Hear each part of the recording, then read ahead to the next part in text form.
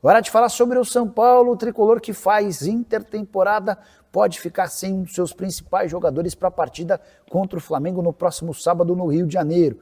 É que Lucas Ferreira sentiu uma pequena lesão muscular, ainda não há um diagnóstico definitivo. Durante o fim de semana ele ficou fora das atividades, treinando em separado, sob o cuidado dos fisioterapeutas. O fato de ser uma lesão pequena permite aos membros da comissão técnica a expectativa de que ele seja utilizado, mas essa segunda-feira vai ser importante. Se o Ferreira conseguir participar de pelo menos parte da atividade, deve estar à disposição. Caso contrário, será preservado para o restante da temporada.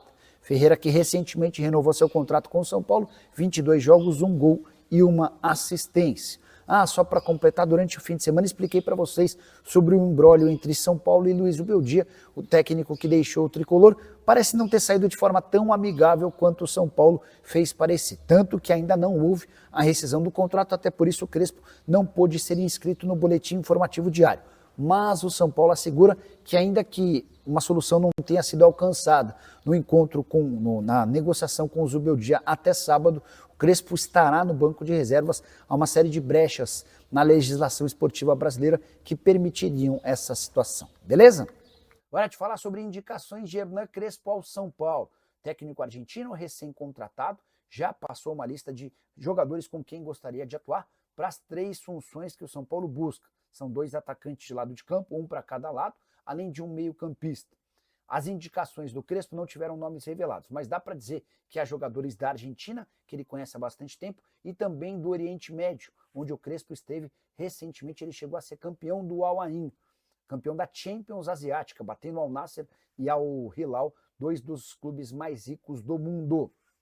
Importante contar que o Crespo já foi avisado também de que não é porque ele indicou esses jogadores que eles serão contratados. A ideia é tentar chegar a um meio termo.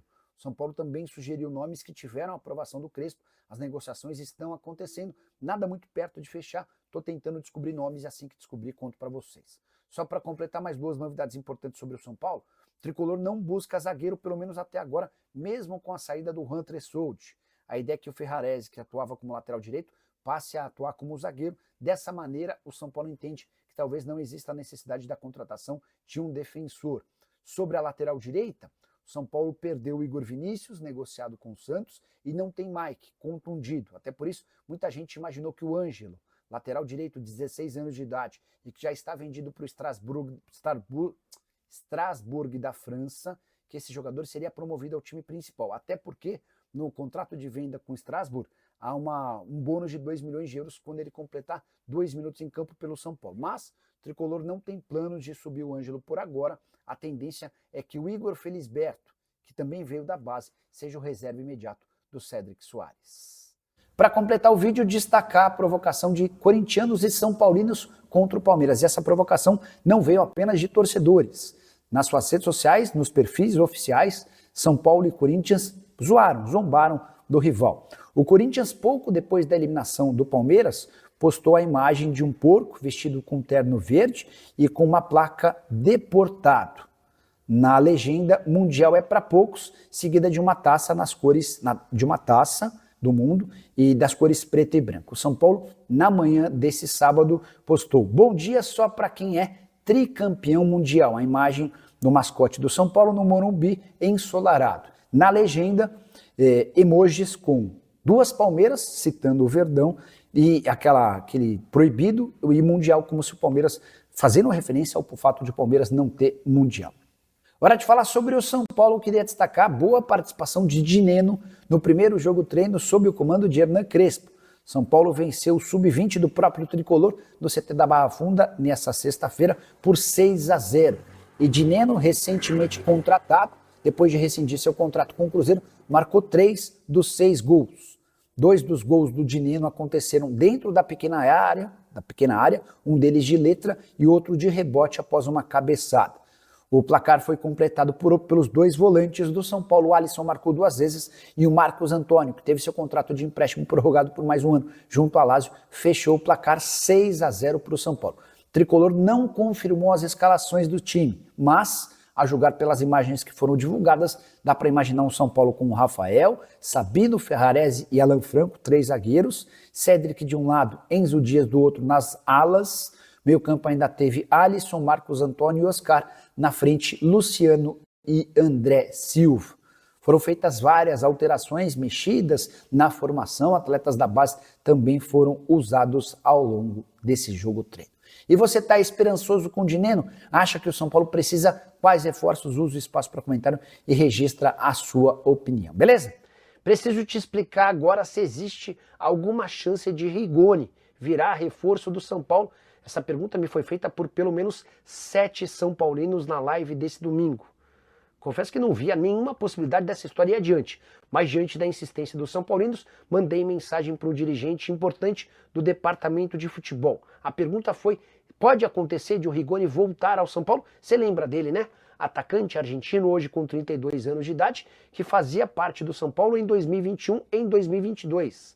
Ele, inclusive, viveu seu melhor momento com a camisa do Tricolor na temporada de 2021, sob o comando do Hernan Crespo. Acho que é por isso, pela volta do Crespo, que muita gente associou a chance de o Rigoni voltar. O Rigoni já demonstrou em outros momentos a intenção de virar reforço do São Paulo.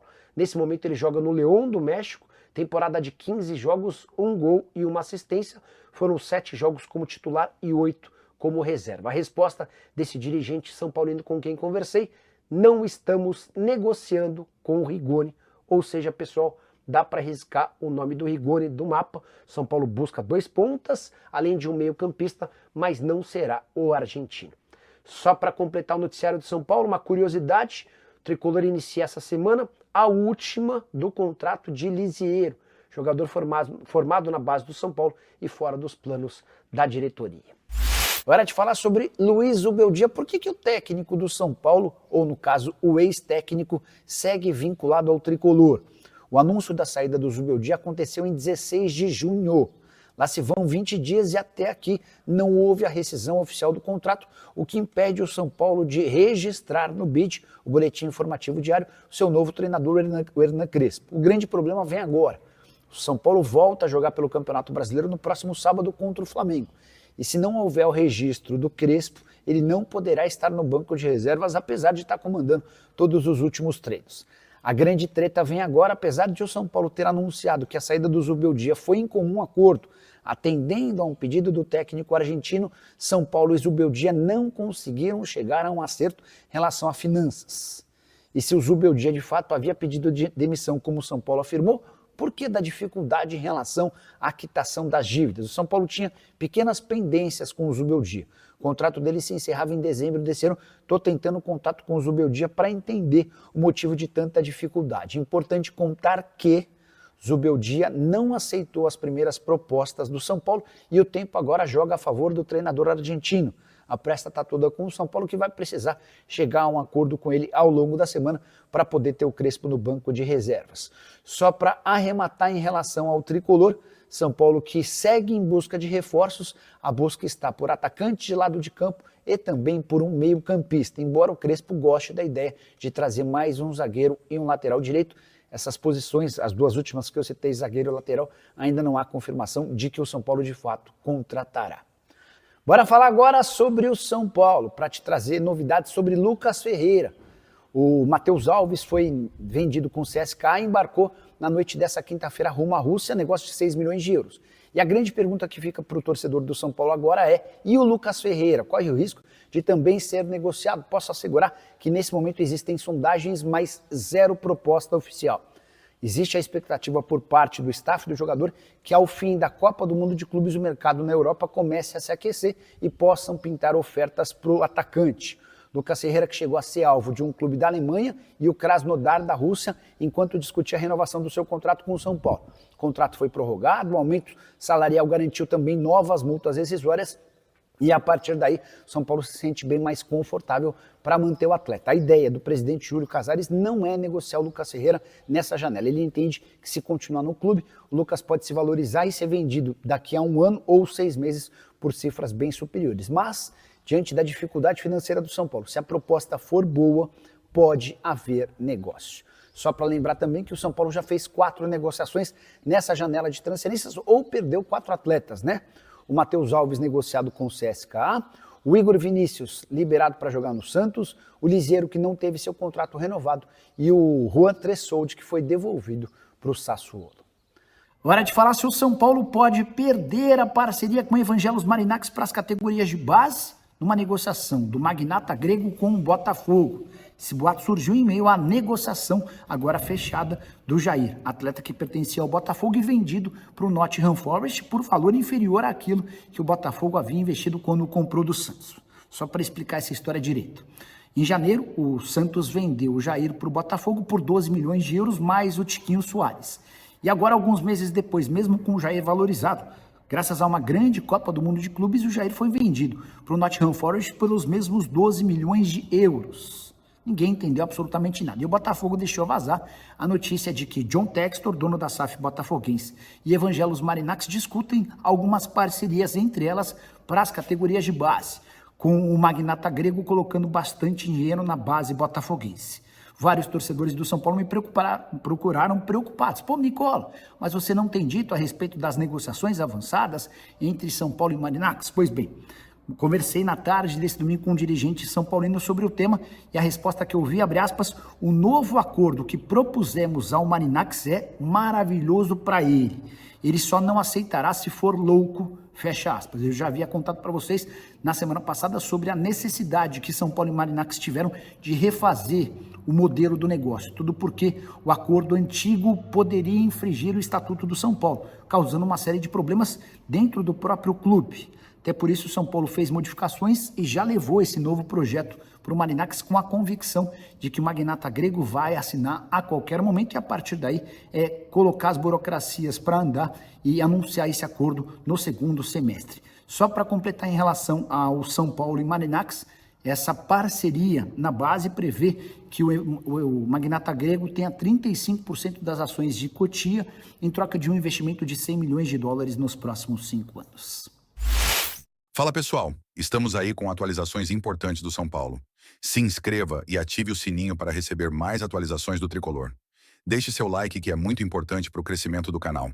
Utilize o espaço aqui embaixo para registrar sua opinião. Ficamos por aqui com mais esse giro de notícias. Um abraço e até o próximo vídeo.